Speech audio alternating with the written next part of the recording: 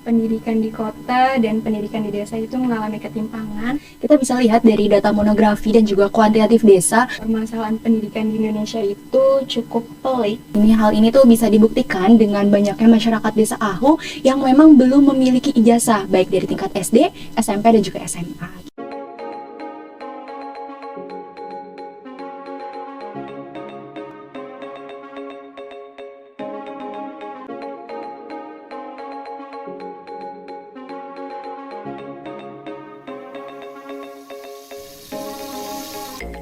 Halo teman-teman semua, perkenalkan nama saya Raden Gladys Mutia Fauzia. Saya selaku host di sini. Tentunya pada tahun ini banyak sekali pembahasan yang menarik nih teman-teman. Salah satunya adalah tentang pendidikan di Indonesia. Sebelum kita bahas lebih lanjut, kita kedatangan tamu dari mahasiswa sekolah vokasi IPB. Mungkin untuk kakaknya diperkenalkan diri terlebih dahulu. Halo semua, kenalin aku Nur Latif Azari, mahasiswi semester 2 Program Studi Komunikasi Digital dan Media. Halo teman-teman semua, perkenalkan nama aku Novi Karyanti. Teman-teman semua bisa panggil aku Novi. Aku dari mahasiswa semester 2 Program Studi Komunikasi Digital dan Media Angkatan 59. Halo Kak Latifah dan juga Kak Novi, bagaimana nih kabarnya? Alhamdulillah baik. Alhamdulillah.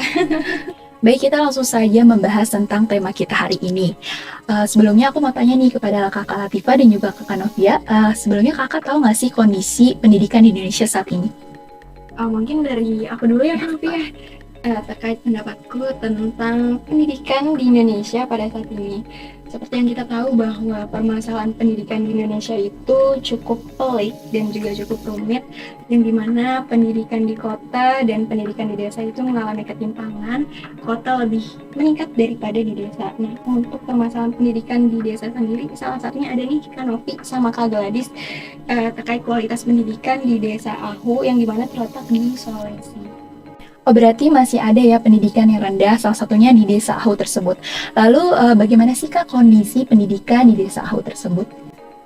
Untuk kondisi pendidikan di desa Ahu tersebut, menurut aku cukup memprihatinkan ya Kak Novi. Iya, betul sekali. Jadi kalau untuk pendidikan di desa Ahu itu cukup memprihatinkan. Kita bisa lihat dari data monografi dan juga kuantitatif desa bahwa desa Ahu ini memiliki ketertinggalan nih dalam bidang pendidikan. Hal ini tuh bisa dibuktikan dengan banyaknya masyarakat desa Ahu yang memang belum memiliki ijazah, baik dari tingkat SD, SMP, dan juga SMA gitu. Lalu bagaimana nih tanggapan Kakak Latifah dan juga Kak Novia setelah mengetahui pendidikan di desa Ahu ini terbilang cukup memprihatinkan?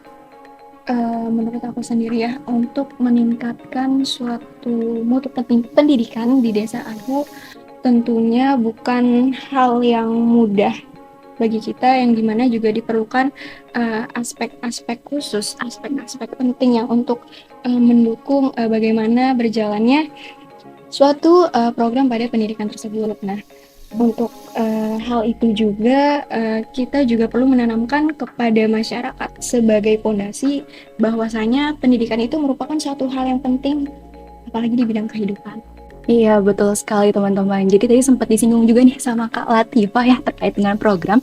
Sebenarnya kami sendiri sudah merancang program ABC nih. Ada 3 program untuk membangun desa Ahu dalam bidang pendidikan. Untuk yang program pertama sendiri, insya Allah kami akan mengadakan sekolah informal. Di mana sekolah informal ini maksudnya tuh sekolah yang tanpa bangunan gitu Kak. Jadi tanpa bangunan ini berarti di alam terbuka yang nanti di mana sistemnya itu kita akan mendatangkan mahasiswa dan juga sekolah tingkat atas mungkinnya sebagai sumber daya manusianya untuk mengajar di sana. Lalu untuk program yang kedua sendiri, kami di sini akan mengadakan perpustakaan keliling nih teman-teman. Jadi perpustakaan keliling ini ya seperti taman baca gitu, tapi keliling jadi semua orang tuh bisa mengetahui terkait dengan program ini. Lalu yang ketiga nih, supaya lebih dekat lagi kepada masyarakat Ahunya, kita juga akan mensosialisasikan terkait dengan program tadi, mulai dari program yang perpustakaan keliling dan juga sekolah informal di media sosial. Nah, tentunya juga nih program-program yang tadi telah kita rancang dari program ABC, kita nggak bisa untuk berdiri sendiri ya kayak untuk berdiri sendiri, untuk berjalan sendiri. Kami ingin sekali mendapat bantuan atau didukung gitu ya dari Kementerian Pendidikan dan Kebudayaan, lalu juga dari Dinas Pendidikan setempat, lalu dari Dinas Informatika dan Komunikasi, dan yang terakhir tentunya banget dari pemerintahan setempat.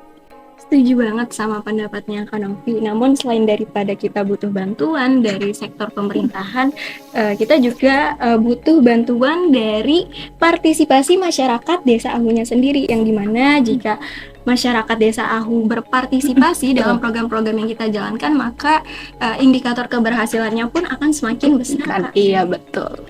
Untuk metode pelaksanaan program tersebut sendiri itu bagaimana Kak? Nah, mungkin dari aku dulu ya Kak Novi. Boleh. Nah, untuk lokasinya sendiri memang kita berfokus di Desa Ahu, yang dimana rentang waktunya ketika kita menjalankan 3 program kita tadi kurang lebih 3 bulan. Iya, betul sekali. Dan untuk pelaksanaannya nih, metodenya kita akan terjun langsung, Kak. Otomatis, soalnya kan kita akan mengajar gitu ya. Jadi kita akan terjun langsung ke tempat Desa Ahu. Kira-kira siapa aja nih sasaran kalian untuk program ini dan bagaimana untuk tahapan?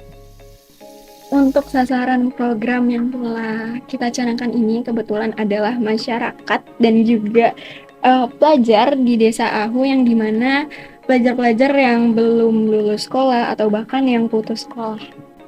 Betul sekali. Tadi juga udah dijelasin ya, kalau misalnya program kita itu tujuannya untuk masyarakat dan juga pelajar yang memang belum mendapatkan ijazah.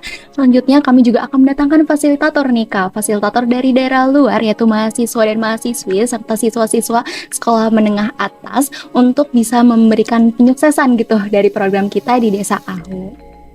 Nah, untuk pengumpulan data sendiri kebetulan dari kami punya tim khusus yang dimana untuk memantau keperluan apa atau kebutuhan apa yang kita butuhkan, yang dimana pengumpulan data ini berlangsung secara berkala selama periode program kami berjalan.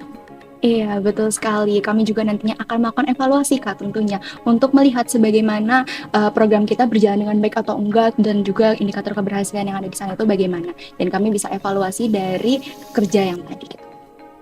Nah, setuju banget nih sama Kak Novi, karena pada tahap akhir ini kan ada pengumpulan data dan juga evaluasi ya Kak, yang dimana pengumpulan data-data ini menjadi bahan kita untuk mengidentifikasi program mana yang sekiranya berhasil, mana yang perlu diperbaiki gitu, supaya kedepannya program-program yang akan dijalankan akan lebih dimaksimalkan lagi. Wah, ternyata program kalian sudah sangat matang ya. Kira-kira kalian butuh waktu berapa lama untuk menjalankan program ini? Nah, untuk program ini sendiri yang telah kami canangkan, untuk waktu pelaksanaannya itu 3 bulan secara berkala. Iya, 3 bulan secara berkala ini kita bagi nih Kak. Jadi ada beberapa subbab gitu loh. Jadi yang pertama mungkin kita akan melakukan musyawarah dulu dengan warga sekitar terkait dengan program kita. Lalu setelah musyawarah kita akan lakukan sosialisasi nih terkait dengan program tadi, program ABC, mulai dari sekolah informal, lalu dari perpustakaan keliling hingga dengan sosialisasi di media sosial.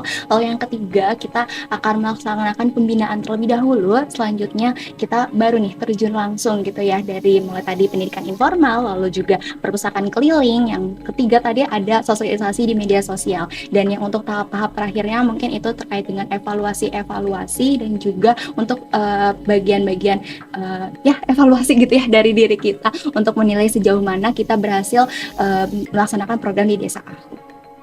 Wah, keren sekali ya teman-teman terkait perencanaan program dari kakak dari mahasiswa Sekolah Vokasi IPB University.